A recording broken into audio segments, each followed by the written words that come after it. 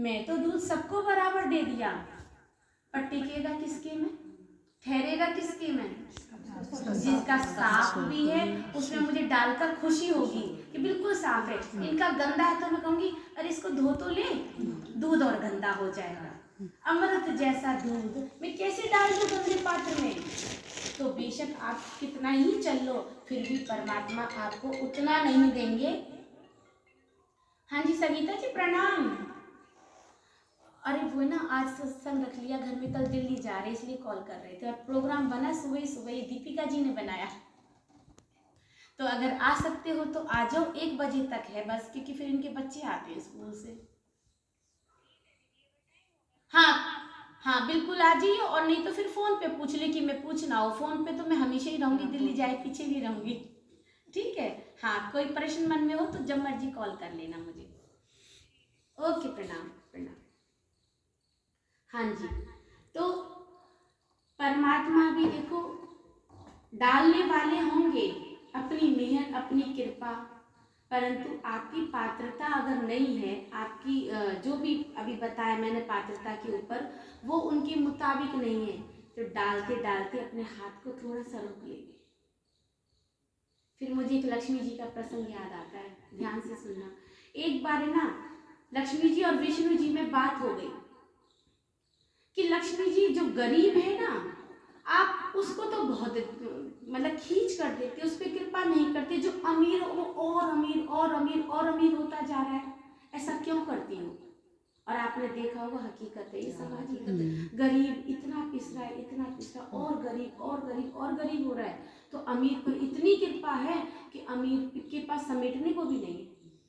कईयों पर तो इतना है, मैं तो कहती हूँ भगवान ने इतना दिया है कि बांट रहे तो फेंक भी सकते हो, और कईयों को इतना है बेचारे खाने को भी।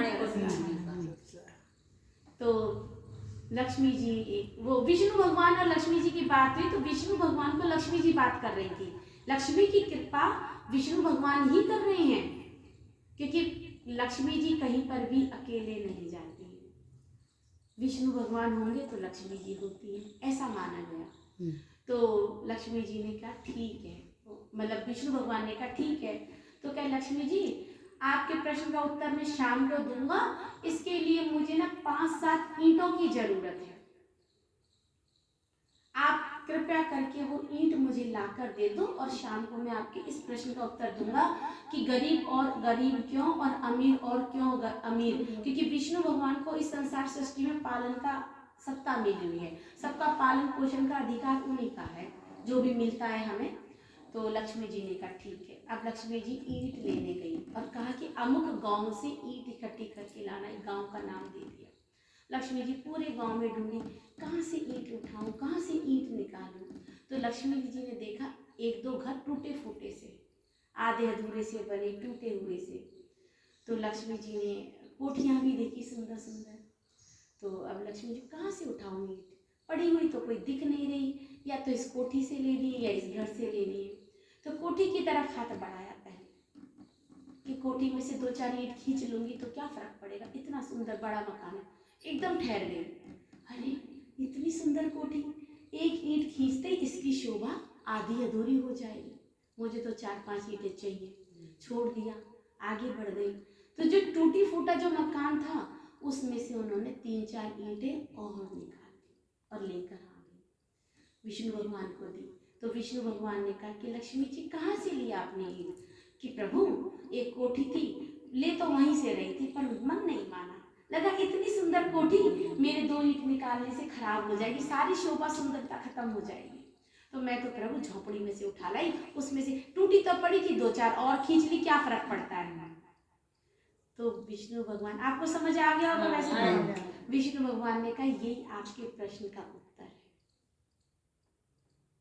ऐसा नहीं कि मैं भेदभाव करता हूँ, व्यक्ति की अपनी पात्रता होती है, इसीलिए कहा कि घर में साज सफाई और शालीनता आवश्यक है, लक्ष्मी जी तभी वास करती है, अन्यथा कर नहीं सकती। जब गंदगी होगी, कूड़ा करकट होगा, कलेश होगा, वहाँ कभी भी लक्ष्मी नहीं ठहरती, इसीलिए कहा। तो इसी तरह ये तारतम मंत्र देखो, परीक्षित है, परीक्षित ने सुखदेव मुनि महाराज से भागवत कथा सुनी थी, तक्षक से मृत्यु का बहता उसको कि 7 दिन बाद तक्षक आपको काट लेगा और आपकी मौत हो जाएगी। तो 7 दिन में उसको अपना कल्याण करना था। तो भागवत की कथा का आज प्रचलन इसीलिए बहुत ज़्यादा है कि हम कितना ही बुरे कर्म कर लें, कुछ भी अपराध कर लें, पाप कर लें, हमें तो वैकुंठ की मुक्ति मिली थी परीक्षित को, तो परीक्षित जैसी मुक्ति प्राप्त हो जाएगी, भगवान के धाम पहुंचेंगे। तो ये जो भागवत की कथा है ये तो भगवान विष्णु से लिंक करते हैं कि वैकुंठ धाम भगवान विष्णु का है। और वैकुंठ से ऊपर भी कई धाम है, निराकार भी है, गायत्री का स्थान भी है, फिर वो भगवान महादेव का भी वो स्थान है, उसके बाद आदि नारायण का स्थान, उसके बाद अक्षरधाम का स्थान, उसके भी बाद फिर अक्षरातीत आता है। और रही अखंड होने की बात, क्योंकि आजकल हम जो भक्ति करते हैं काय के लिए करेंगे? अखंड होने के लिए, क्या हमें पुनः बार बार जन्म मरण में ना पड़ना पड़े। तो वैकुंठ अखंड धाम है, कौन बता सकता है? किसको लगता है वैकुंठ जाके वापस नहीं आना पड़ेगा? आना पड़ता है। जय विजय वैकुंठ के ही द्वारपाल थे। जब सनकादिक ब्रह्मा जी के जो मानसिक पुत्र है वो वैकुंठ गए तो द्वारपाल जय विजय ने उनको रोका था। तो सनकादिक ने उनको श्राप दिया था कि आपको पता है आप किसको रोक रहे हैं? तो उन्होंने कहा हम तो अपने प्रभु की आज्ञा पर हैं, परंतु उनको गुस्से में श्राप दे दिया, और एक बार जो श्राप दे दिया तो दे दिया, उसका तोड़ नहीं होता। फिर बाद में बताया द्वापर में आपका उद्धार होगा। तो जय विजय जो द्वारपाल थे वैकुंठ के, उनको भी मृत्यु लोक में राक्षस योनि में आना पड़ा था। जो शिशुपाल का वध किया कृष्ण ने, वो उनमें से एक जय था, और दूसरा विजय जो उसका मैं नाम भूल गई, फिर बताएंगे आपको कभी। कुल मिला के उनको भी श्राप मिला। तो जहाँ श्राप लगता हो, जहाँ क्रोध आता हो, वो अखंड आनंद का धाम कैसे हो सकता है? जबकि परमात्मा का स्वरूप कहा सच्चिद और आनंद, सच्चिदानंद स्वरूप। सत्य यानी कि बिल्कुल सत्य है, जब कुछ भी अवस्था बदलती नहीं है, कुछ नहीं होता, घट बढ़ होती नहीं, जन्म मृत्यु होता नहीं, एक जैसा चलता है कि मेवा चाहे लीजिए फल फूल मूल पात, तित रहा तैसा ही बनिया, ये बका बागों की बात। बका माने अखंड। अखंड बाग कैसे हैं? जो परम धाम में है। आप मेवा तोड़ो, फल तोड़ो, पुष्प तोड़ो, आपके हाथ में भी होगा और पेड़ पे भी यूं का त्यों दिखाई देता है, ये हकीकत है, इसमें कोई शब्द झूठा नहीं है। वो है अखंड, सत्य है। फिर का चिदघन, चेतनता है, हर चीज में पत्ता कण कण बातचीत करता है, बोलता है, चेतन है, कुछ भी जड़ नहीं है। यहाँ पेड़ पौधे सजीव हैं, बात करते हैं आपसे, ये ईंट दीवारें दरवाजा ऐसा सब कुछ सजीव है, वह सब कुछ बातें करते, चेतन है। चिदघन स्वरूप स्वयं है परमात्मा श्री कृष्ण। फिर का आनंद, सच्चिदानंद तभी तो बनेगा। तो आनंद अंग है उनका अलादनी शक्ति श्री श्यामा महारानी राधे रानी सरकार। तो तीनों मिलकर एक सच्चिदानंद स्वरूप हुआ। सत्ता का स्वरूप अक्षर ब्रह्म, जिनसे इस जगत की उत्पत्ति कराई उन्होंने, कि कारण सभी जगत का त्रिगुण आदि लो जोय, मूल बीज सब लिख विषय भासत है सबको। जगत की उत्पत्ति का कारण दे दिया अक्षर ब्रह्म को। अक्षर ब्रह्म ने फिर आदि नारायण को दिया, जो एक कितना कुंड था उसमें से प्रकट हुए, अंडा फूटा कि एक हूँ बहु हो जाऊं। तो फिर ब्रह्मा विष्णु महेश की नारी कमल की उत्पत्ति हो गई। ब्रह्मा विष्णु महेश से फिर 14 लोग ब्रह्मांड बन गया, 3 गुण सततम रज पैदा हो गए, अष्टावरण बन गया, और इस माया की उत्पत्ति हो गई। पर ये संसार कैसा है? जड़, असत, झूठ, जड़ और असत्य, नश्वर है। जबकि परम धाम सच्चिदानंद स्वरूप का धाम कैसा है? सच्चिद और आनंद। यहाँ पे दुख है, जड़ता है और नश्वरता है, वहां पे सत्य है, चेतनता है और आनंद ही आनंद है। परंतु आप स्वर्ग पर लेकर जाओ तो स्वर्ग से तो विषम पितामह को भी आना पड़ा था। 100 जन्म ले लिए उन्होंने। 101वां जन्म जब देखा तो उन्होंने पीछे झाँक कर देखा।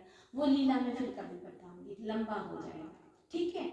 तो इस तरह हरेक लोक में आप जाएंगे, अखंड मुक्ति नहीं है, मुक्ति है वैकुंठ में, 4 प्रकार की मुक्ति, सायुज्य, सामीप्य, सालोक्य और सारूप्य, पर अखंड नहीं है। जब तक वैकुंठ धाम रहेगा तब तक वहां रहेंगे, पुनः आपको आना यही पड़ेगा। तो मनुष्य जन्म एक ऐसा जन्म है जिसमें भक्ति करके आप उस अखंड मुक्ति को, उस परमात्मा को पा सकते हैं कि बड़े भाग मानुष तन पावा, सुर दुर्लभ सब संतन गावा। जो देवताओं को भी दुर्लभ है वो मनुष्य तन, क्योंकि देव कैसे भोग योनि में है, कर्म नहीं करते हैं। आप उनसे कुछ मांगे तथास्तु कहते हैं, वरदान मिल जाता है, हो जाता है काम, उनको कुछ कर्म नहीं करना पड़ता, भोग योनि में है। और स्वर्ग में तो इंद्र का शासन, इंद्र वो देवता है जो, देखो ना अप्सराओं के साथ कितनी भोग विलास की लीलाएं आती हैं उनकी। तो वो भोग योनि में वो कर्म द्वारा परमात्मा की प्राप्ति नहीं कर सकते। इसीलिए जब सुखदेव मुनि महाराज परीक्षित को कथा सुना रहे थे तो परीक्षित को डर था मृत्यु से, अमर होना था ना, अखंड मुक्ति प्राप्त करनी थी। तो अमृत का कलश लेकर आए देवता सुखदेव मुनि के महाराज कि ये अमृत कलश परीक्षित को पिला दो, और हे मुनिवर, हे ऋषिवर, ये कथा का अमृत हमें पिला दो। पर चूंकि वहां की निस्बत नहीं थी, उनका संबंध नहीं था, उनको वो कथा अमृत मिल नहीं सकता था, उनको नहीं दिया गया, परीक्षित को मिला। और परीक्षित ने जिस ध्यान लगन से निष्ठाबद्ध होकर कथा सुनी और जिस योग से सुखदेव मुनि महाराज ने उनको सुनाई, ऐसा ना तो आज के समय में कोई कथाकार वक्ता बचा है और ना ही हम में से कोई ऐसा निष्ठावान श्रोता है जो निश्चिंत होकर बैठ जाए, भूख प्यास सब कुछ बंद, इस तरह सुनने वाला। तो परीक्षित जैसे हम हैं नहीं, और सुनाने वाला कोई सुखदेव मुनि महाराज जैसा नहीं है, तो हमारा कल्याण होगा कैसे? परीक्षित को भी वैकुंठ की मुक्ति मिली, परंतु ये जो मंत्र आज आपके पास है, इसके लिए कहा निज नाम जाहिर हुआ जाकी सब दुनी रहा देखत, मुक्ति देसी ब्रह्मांड को आए आत्म सत्य। कि इस ब्रह्मांड को मुक्ति देने के लिए अब इस दुनिया में ये अखंड मुक्ति देने वाला तारतम मंत्र, निज नाम मंत्र जाहिर हो गया है, ये हमके पास है। तो रात को लिया, सुबह लिया, उसके बाद जब नहा धोकर बैठे तो 5 बार उस टाइम लिया। धीरे धीरे ये याद हो जाएगा। याद होने के बाद आपका जैसे ही याद आया, आपको रोटी बनाते बनाते, कपड़े धोते धोते, सफाई करते करते, जब मर्जी ले, धीरे धीरे धीरे धीरे, प्रेम का स्वरूप है। क्योंकि तारतम कोई शब्द, कोई मंत्र, कोई गीत नहीं है, परमात्मा का स्वयं का स्वरूप है। दीदी जो सुबह उठे तो सुबह बिल्कुल रजाई में निकला, जब भी 5-6 बार ले ना, जब एक बार लो, एक बार लेके उनको विनती करो कि हे प्रभु मुझे बल दीजिए और मेरे दिन की शुरुआत हो, आपका कोटि कोटि धन्यवाद। क्योंकि परमात्मा का शुक्रिया हर हाल में अदा करना, आंख में आंसू भी होना, यकीन मानना, उस वक्त भी कहना हे प्रभु आपका धन्यवाद है, हे धनी। क्योंकि आत्मा का धन वो है, धनी हो, आत्मा का तो संबंध उससे दूल्हा दुल्हन का ही है ना। आप धनी को, प्रीतम को, पिया जी को, श्री राज जी को, प्रेम से वो इस ब्रह्मांड के राजा हैं, मालिक हैं, राज जी बुलाते, राज श्यामा जी, राज श्यामा। तो वो बुलाए उनको कि हे धनी आपका कोटि कोटि धन्यवाद, मेरी आंख में आंसू भी है ना तो कुछ अच्छा होगा। कारण कैसे, देखो जब बीज चटकता है तो उसमें से एक पौधे का निर्माण होता है ना। जब बादल गरजता है, चटकता है जिसको कहते हैं, तो बरसात होती है, कितनी शीतलता आ जाती है धरती पर। तो जब जब आप टूटो, बिखरो, चटको इस दुनिया की परेशानियों से, दिक्कतों से, उस वक्त सोचना परमात्मा आपका निर्माण कर रहा है। क्योंकि देखो एक कहावत बताऊं मैं आपको, अगर आपने अपने घर के ऊपर बैंक से लिया है लोन, ठीक, लोन ले रखा है, और वो घर आप अब मुझे बेचना चाह रही हैं, तो मैं खरीदने वाली हूँ आपका घर, तो क्या कहूंगी आपसे कि राम प्यारी जी पहले अपना बैंक का लोन चुका दो, मैं रजिस्ट्री उसके बाद कराऊंगी, कहूंगी कि नहीं? लोन तो आप ही भरेंगे ना, आपने ले रखा, क्योंकि आपकी वो प्रॉपर्टी मैं खरीद रही हूँ। तो ऐसे ही जब परमात्मा आपको अपनी शरण में लेंगे ना, और ले लिया है, अब चलना आपको है, तो क्या करेंगे? आपके जितने भी विकार हैं, जितने भी मन में जो कपट, मोह, छल, लोभ, निद्रा, ये सब विकार ही तो है माया के। इन सब विकारों को दूर करेंगे, क्योंकि उनको तो निर्मल आत्म चाहिए। निर्मल मन जन सो मोहि पावा, मोहि कपट छल छिद्र न भावा, कहा ना तुलसीदास जी ने रामचरितमानस में।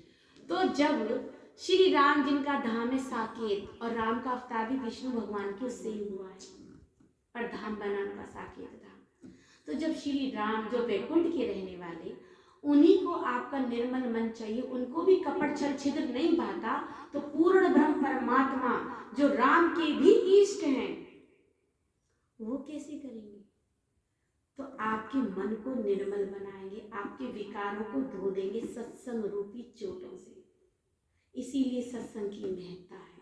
सत्संग हमारे मन के विकारों को दूर किया करता है।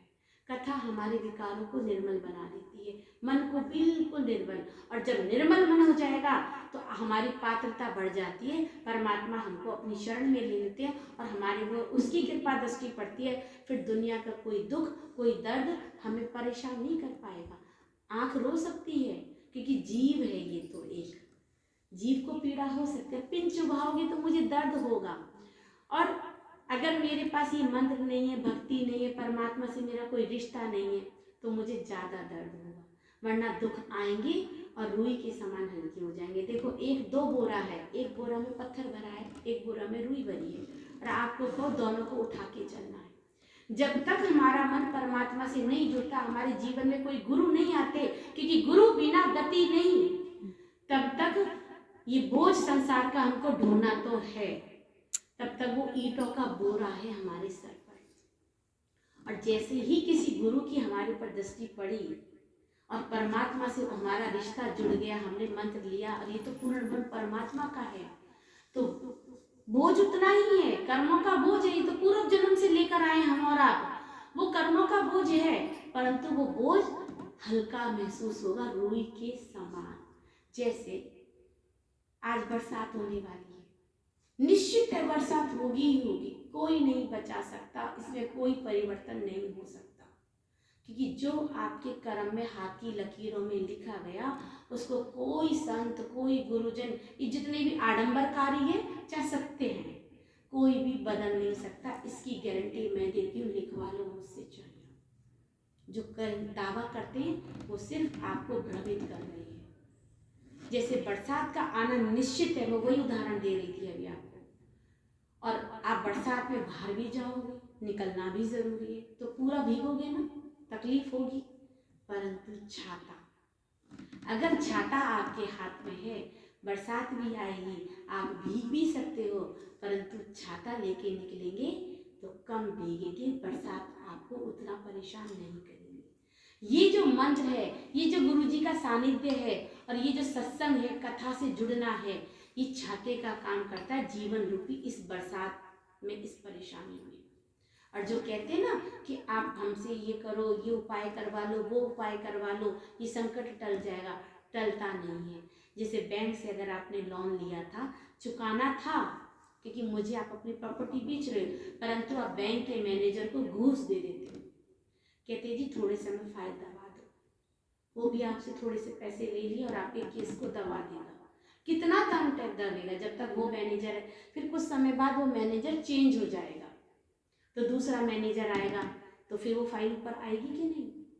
अब जो लोन आपका पहले 20,000 का था, वो फिर 40,000 हो जाएगा, फिर 60,000 हो जाएगा। आपने रिश्वत दे दे के उसको दबा तो दिया, पर खत्म कभी भी नहीं होता है। इसलिए कर्मों का बोझ भी ऐसा ही है। हम प्रार्थना करके किसी उनसे उपाय करवा कर, जो करते हैं उपाय करते हैं, वो उनके पास सिद्धि होती है, मंत्र मंत्रों को, तंत्र मंत्रों को, शमशान की भूत को, उसको साध लेते हैं, भूत प्रेतों को, उसके बल पर वो आपके काम करवा देंगे, परंतु वो फाइल दब गई, क्योंकि अंत समय में परमात्मा के पास ही जाना है, उसी से नजर मिलानी। तब क्या करोगे? तभी कहा कि जब लग घर पावत नहीं अपनो, भटकत फिरोत भरमाए। और ये आपके अखंड घर पहुंचाने वाला मंत्र है, जो आपका रिश्ता परमात्मा से जोड़ दिया, वहां तक लेके जाएगा। जब पति से रिश्ता जोड़ा, तो पति का कर्तव्य बना, चाहे वो गरीब था चाहे अमीर था, आपको अपने घर विदा करवा के लाया ना। अब जब परमात्मा से रिश्ता जुड़ गया, तो कहाँ जाओगी? उस श्री कृष्ण की ही गोद पे समाऊं। तो अगर ये रिश्ता ना जुड़े, हालांकि यहाँ तो सबका जुड़ा हुआ, ये बात कहने की नहीं है, पर अगर आपके पति और पत्नी में झगड़ा हो, घर वालों को भी पता हो कि बेटा बहू की बनती नहीं, तो सास तो, जिठानियाँ तो, दुरानियाँ तो, नंदे तो, यहाँ तक कि पड़ोस में भी छोटी छोटी बात पे सुना देते हैं। घर में कांच का कप टूट जाए तो ऐसे ट्रीट करेंगे आपको जैसे नौकरानी को, अरे देख के नहीं कर सकती थी, सारा सेट खराब कर दिया। और अगर आपके पति की आप में खूब बने, खूब प्यार हो, तो बड़े से बड़ा गुनाह भी अगर आपसे हो जाए तो कोई आपको टोकेगा नहीं, कोई डांटेगा नहीं। क्या कहेंगे जब बेटा बताएगा, ए बेटा आप तेरी बहू ने यो काम कर दिया, बेटा उसने समझाइयो, इस तरह ना करे, उसको नहीं शोभा देता। किसको कहेंगे? बेटे को। यानी कि आपकी बागडोर, आपको डांटने का, मारने का, पीटने का, प्यार करने का अधिकार मात्र एकमात्र आपके पति का है। ये संसार का रिश्ता है ऐसा, ठीक है। तो जब पूर्ण ब्रह्म परमात्मा के हाथ में अपनी बागडोर दे देंगी आप, उनके ऊपर समर्पित हो जाएंगी, अपनी आत्मा को उनके चरणों में रख देंगी कि अब तू जाने और तेरा काम जाने, कि ज्यों जाने त्यों करो धनी तुम्हारी में, कि हे पूर्ण ब्रह्म परमात्मा श्री कृष्ण, अब मैं आपकी हूँ, आपको मैंने अपनी आत्मा सौंप दी है, अब आप राजी रखें चाहे मुझे दुखी रखें, मैं आपकी हूँ। तो आपके बुरे कर्म चाहे कितने ही कर दिए हों आपने, यमराज आपको हाथ नहीं लगा सकते हैं, क्योंकि अब आपके कर्मों का लेखा जोखा कौन करेगा? श्री कृष्ण। और जब पति आपका हिसाब करता है तो चाहे सास कितनी ही सिखा दे, नंद कितनी ही सिखा दे, वो प्यार से ही बोलेगा आपसे, अगर आप दोनों में प्यार है तो। अगर बनती नहीं है तो वो भी गाली देकर बात करेगा, क्योंकि पता है रिश्ता बहुत नाजुक मोड़ पर है। वो क्या कहेगा, यार मम्मी ऐसे कह रही थी, तूने ये किया है क्या, मत करा करना, तू मेरे को बता तेरे को क्या चाहिए, तू खामा माँ की क्यों मुँह लगती है, माँ से ऐसे मत बोला कर। माँ भी खुश, पत्नी भी खुश। आपको प्यार से समझाया, आपके गुनाह को माफ भी कर दिया। तो जब परमात्मा श्री कृष्ण आपका हिसाब किताब करेंगे ना, पूर्व जन्म से चाहे जो गलतियां करते और अब तक आज तक आपने जो भी गलतियां कर दी हैं, यकीन मानना, तारतम ने कहा करनी करम कछु नाई धनी बड़े कृपाल। वो पूर्ण ब्रह्म परमात्मा इतने कृपालु, इतने दयालु, इतने मेहरबान है कि आपकी कोई करनी कर्म भी नहीं देखेंगे। पर एक शर्त है, विश्वास करीने दौड़िए तारतम का फल सोइए। विश्वास से और अपने प्रेम से इसका सिंचन करना है, जाप करना है, पूर्ण विश्वास से कि तुम दुल्हा में दुल्हन और न जानो बात, इशक सो सेवा करूं सब अंगों साक्षात। जब पति से शादी हो गई तो चाहे कोई भी अच्छा आंखों को लग गया हो कभी बचपने में, सब